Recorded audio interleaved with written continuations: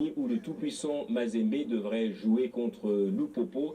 Aucune raison officielle n'a été avancée. Le derby en question a même été annulé pour des raisons de sécurité. Plusieurs voix ont condamné cette restriction de mouvement envers un membre de l'opposition.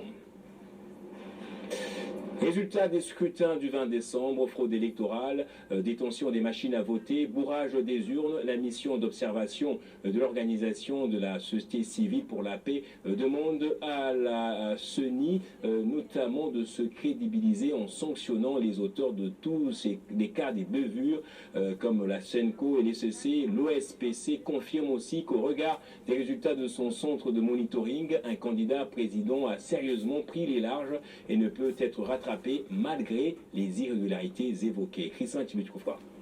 Dans ses rapports préliminaires de sa mission d'observation des élections du 20 décembre 2023, l'organisation de la société civile pour la paix au Congo, grâce à ses 75 000 observateurs, dont 44 000 accrédités par la Commission électorale nationale indépendante, note que le résultat de son centre de monitoring sont proches de ceux fournis par la CENI. Un candidat président a quasiment pris les larges et ne peut être rattrapé. Des cas de détention des machines à voter, des bourrages des urnes ont été rapportés.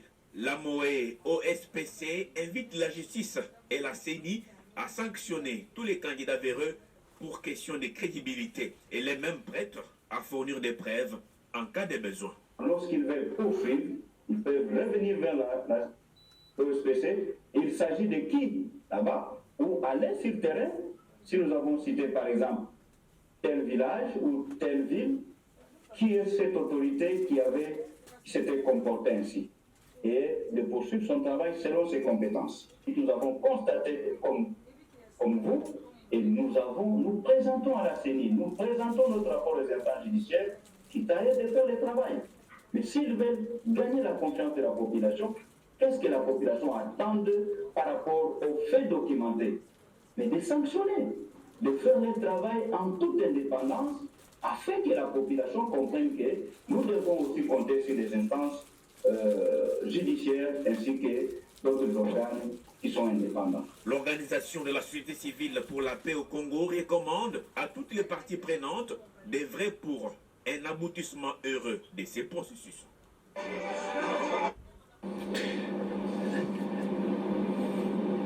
Et après la campagne électorale et les votes, place aux remerciements aux électeurs à présent de la part des différents candidats. C'est ce qu'a fait notamment Junior Nemba Lemba qui a exprimé sa gratitude à l'endroit de ses électeurs de Tchangou pour le suffrage qu'ils ont accordé à Félix Tshisekedi en vue de sa réélection. Après les élections du 20 décembre 2023, l'ancien élu et candidat à la députation nationale Junior Nemba Lemba se dit content de voir que la population de la Tchangou a voté massivement pour Félix Tshisekedi et la remercie. Merci. Merci na nenge de renouveler confiance na bino. Na tata mokonzi ya école Tembe et Fukami. Bana Tchangou. Bana ya Congo mobima. Tango ya distraction et sili. Toboya manipulation ya banguna ya Congo oyo balingi bakongole babomana bango na bango. Na bomoko sima ya faci beton tokoba na développement na communication. Peuple congolais, rendez-vous et ça dele moko 31 décembre. Biso paso tobima na babalabala nyonso otolakisa muna ya Congo ke biso bakongolais nde toboni tata mokonzi ya ekolo mpona kosukisa napesi bameilleur vœu et bonne année tini bacitonga Félix Antoine Tshisekedi Tshilombo na molonga na ye mama Denise ya eo Tshisekedi nde bakongolais nyonso bonne année. Ces remerciements s'adressent aussi à la Commission électorale nationale indépendante pour avoir respecté le calendrier électoral. Revenons sur cet autre rapport que j'avais également annoncé dans le sommaire. La synergie des missions d'observation citoyenne des élections a aussi rendu public ce samedi son rapport préliminaire sur les scrutins combinés du 20 décembre 2023. Elle s'est prononcée notamment sur le cas des violences observées dans les bureaux de vote, appelant d'une part le gouvernement à poursuivre les auteurs des violences et d'autre part à la CENI de communiquer davantage sur les différents incidents tels que la détention des dispositifs électronique de vote par les personnes tierces, des incidents qu'elle met notamment sur le compte du climat tendu qui a été observé pendant la pré-campagne et la campagne électorale. Voilà cet extrait de la déclaration lue par son coordonnateur. La CIMOCEL a observé le processus au cours de toutes ces opérations dans la totalité. Elle poursuit son objet qui est de promouvoir des élections démocratiques en République démocratique du Congo et a conduit une observation citoyenne, professionnelle, c'est-à-dire impartiale, objective et indépendante. Ces conclusions et recommandations sont donc fondées sur la conformité du processus électoral au regard du cadre normatif aux standards internationaux relatifs aux élections dans une approche des droits humains. Son dispositif de déploiement est constitué d'une équipe cadre qui est composée de 10 personnes, 5 superviseurs des pôles, 8 analystes, 275 observateurs de long terme pour le jour des scrutins combinés du 20 décembre, présidentiels, législatifs provinciaux et municipaux. La MOE CIMOCEL a introduit 20 000 demandes d'accréditation en bonne et due forme auprès de la CENI dans les différentes provinces, mais n'en a obtenu que 12 000. Et faute de moyens, la CIMOCEL a gardé les autres accrédités comme réserve de déploiement. Ainsi, le jour de scrutin, la CIMOCEL a déployé 3 120 observateurs de court terme qui ont été constitués en binôme et déployé pour couvrir 4 680 sites de vote et 14 080 bureaux de vote, ce qui fait un pourcentage de 35% de bureaux de vote et centres de vote. Et après avoir constaté les irrégularités flagrantes dans sa circonscription de Nyiragongo, le député national Josué Mufula a saisi les instances habilitées. Pour Josué Mufula, la justice doit faire son travail pour la bonne image du pays.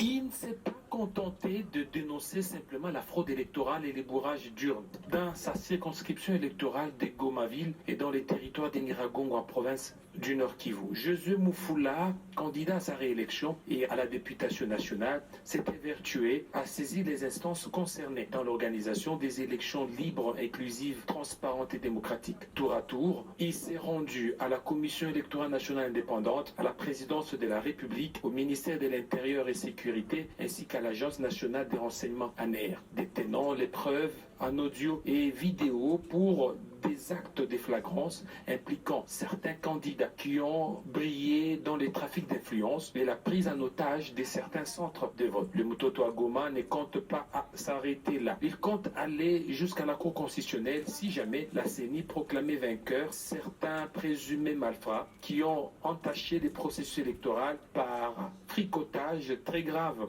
au vu au su de toutes les populations de Goma et Nyiragongo. Nous avons dénoncé tous ces actes qui n'honorent pas notre pays et qui ne crédibilisent pas le processus électoral. Pour le cas de la ville de Goma, nous avons vécu des histoires impossibles le jour du vote le 20 décembre. Il y a un candidat au nom de Patrick Munyoma Basilwango qui s'est arrogé le pouvoir de soudoyer tous les chefs de centre. Et face aux affirmations mensongères propagées par ses adversaires et ennemis politiques dans les réseaux sociaux, Josué Mufula se dit fier d'avoir soutenu vigoureusement les candidats présidents numéro 20, Félix Tshisekedi, sans compromission aucune.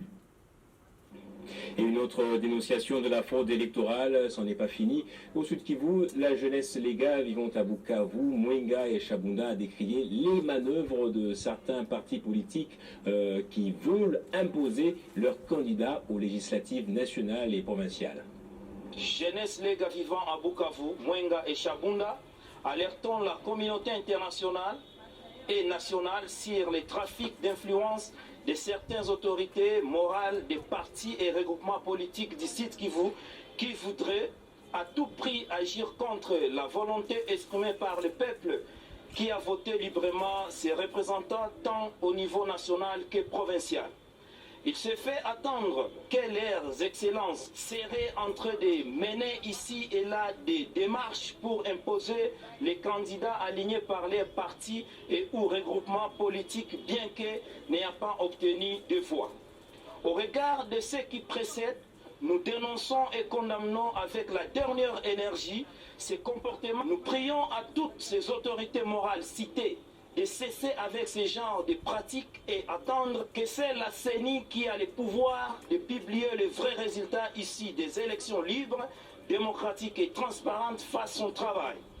Par ailleurs, la Jeunesse Lega profite de cette opportunité pour alerter l'opinion tant nationale qu'internationale et informe à ses leaders politiques que la jeunesse ne feront que faire respecter les slogans du chef de l'État, le peuple d'abord. La Jeunesse Lega exige à la CENI de ne pas se laisser manipuler ni se faire corrompre par les politiciens à mal de positionnement, mais de publier les vrais résultats ici de la vérité des urnes. Aux politiciens congolais de comprendre que la corruption ne boostera pas le développement de ce pays. À la jeunesse congolaise de rester sereine et unie en attendant la publication définitive des résultats des élections du 20 décembre 2023. Et après avoir passé 5 années en tant que député national, Willy Bolio, cadre du FCC, a remercié ses électeurs de Bolobo pour la confiance placée en lui et a promis de continuer de mener le combat pour l'amélioration de leurs conditions de vie. 5 ans après mon mandat à l'Assemblée nationale, j'ai le devoir de vous remercier pour m'avoir fait confiance afin de pouvoir représenter non seulement le territoire de Bolobo, mais la République démocratique du Congo à l'Assemblée nationale. Mais je crois avoir fourni le meilleur de moi-même pour pouvoir vous défendre, non seulement vous, la population de Bolobo, mais la population de la République démocratique du Congo. C'est vrai, au cours de notre législature, nous avons connu une aventure inébranlable à laquelle la majorité avait changé de camp pour des raisons évidentes. Pour les uns, c'était leur frustration. Pour les autres, c'était la recherche des gains faciles et ils se sont fait acheter. Vous le savez très bien, à travers le FCC, à travers mes propres déclarations, nous avons prévenu que le chemin raccourci n'était pas le bon pour les élections dans un État. Dommage que le pouvoir organisateur, le pouvoir public n'a pas voulu nous écouter. Il est bon de savoir que la science sans conscience n'est que ruine de l'âme. Je le disais, l'ancien vice-ministre de l'énergie, Papi